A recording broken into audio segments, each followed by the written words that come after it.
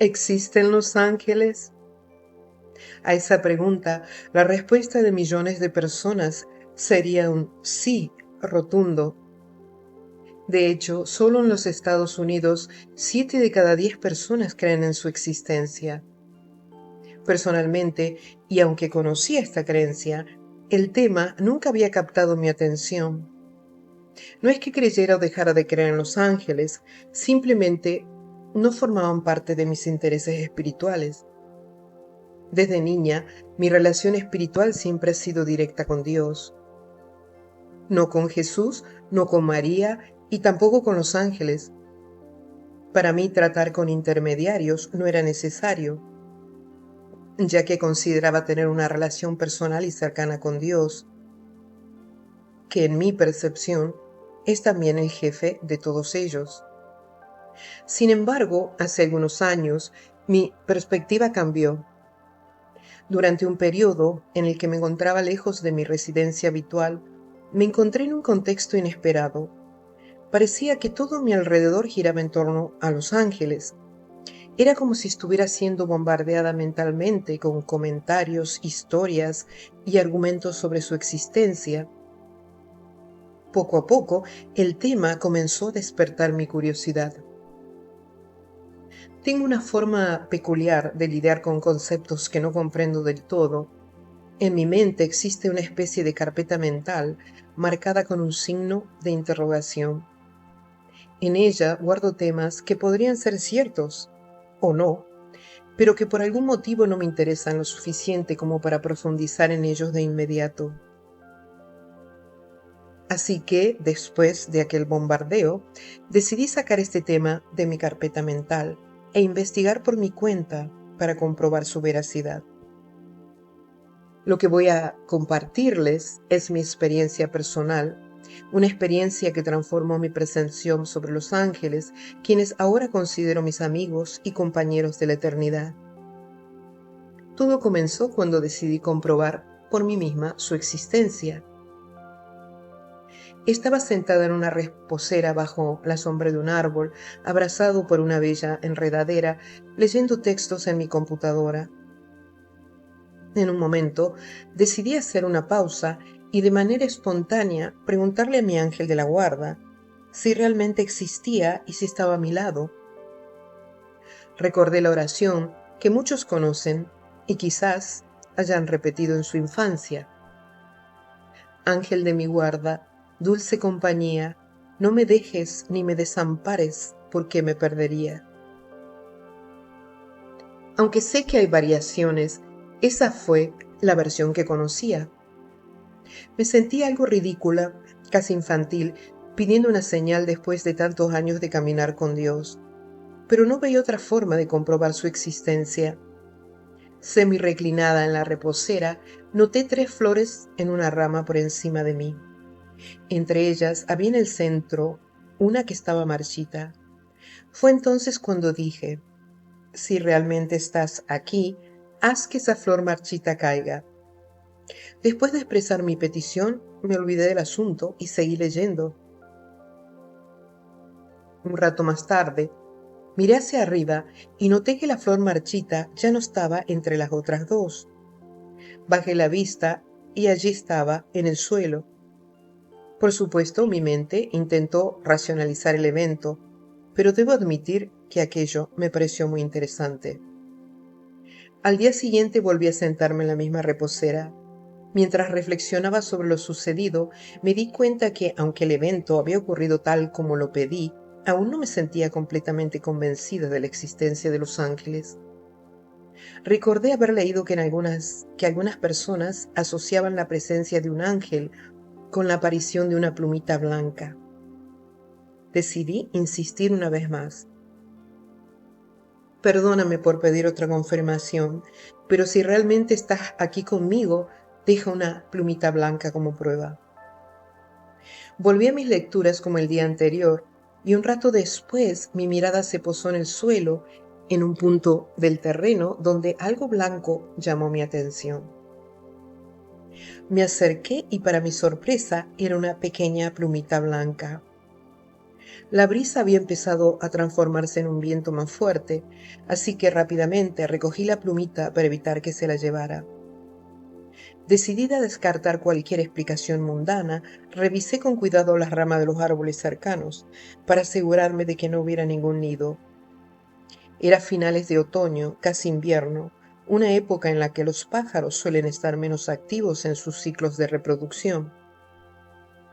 ¿Fue casualidad? ¿Fue algo más? Lo cierto es que ambas señales que pedí se manifestaron de forma precisa.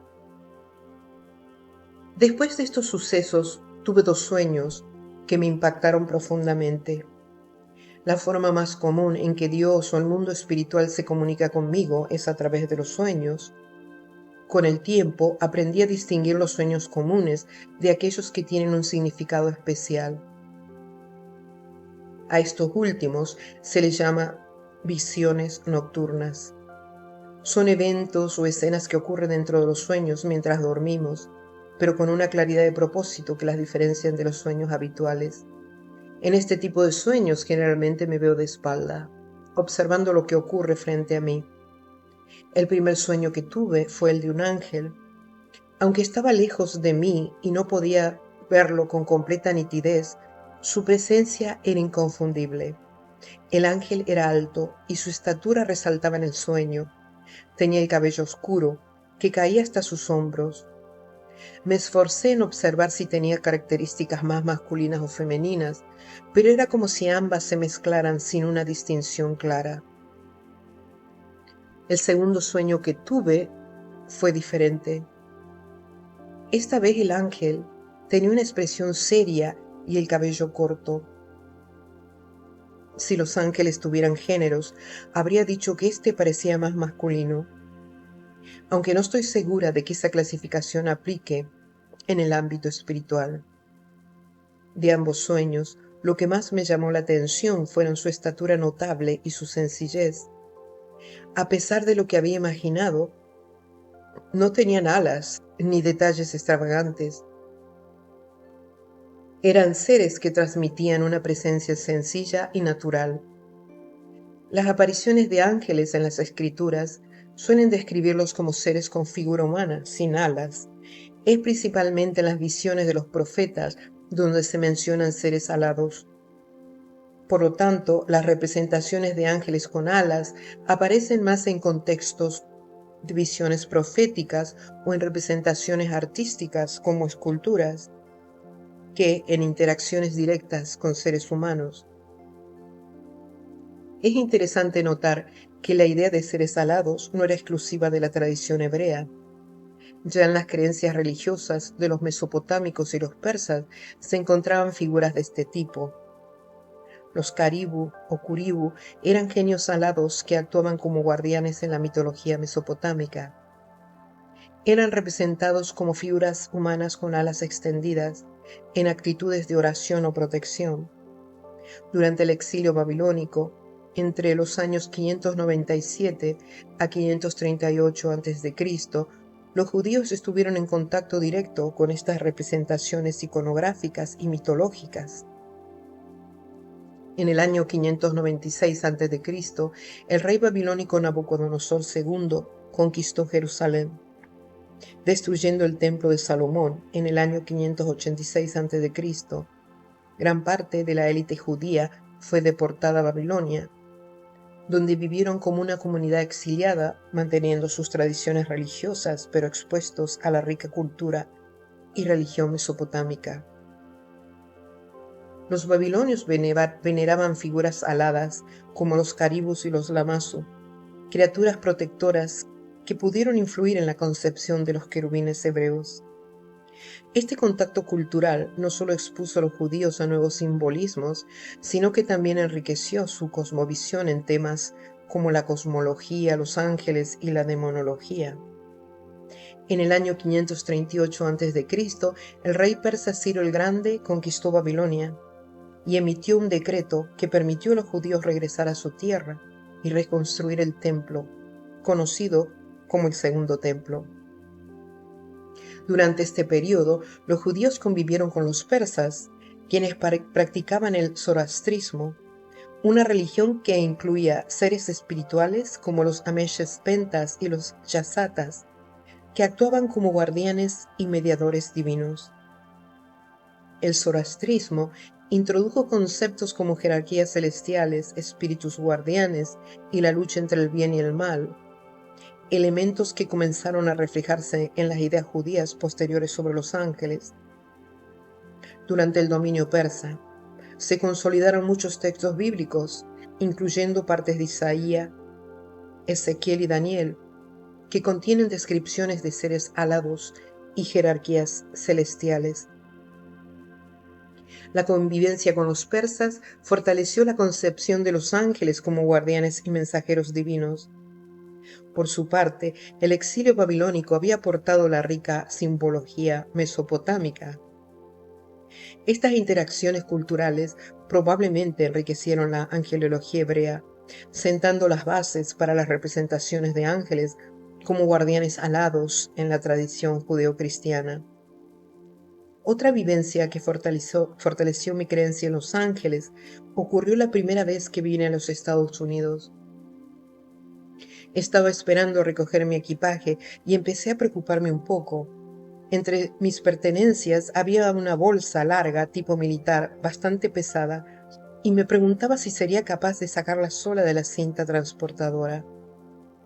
Estos pensamientos daban vueltas en mi mente mientras veía la bolsa acercarse lentamente.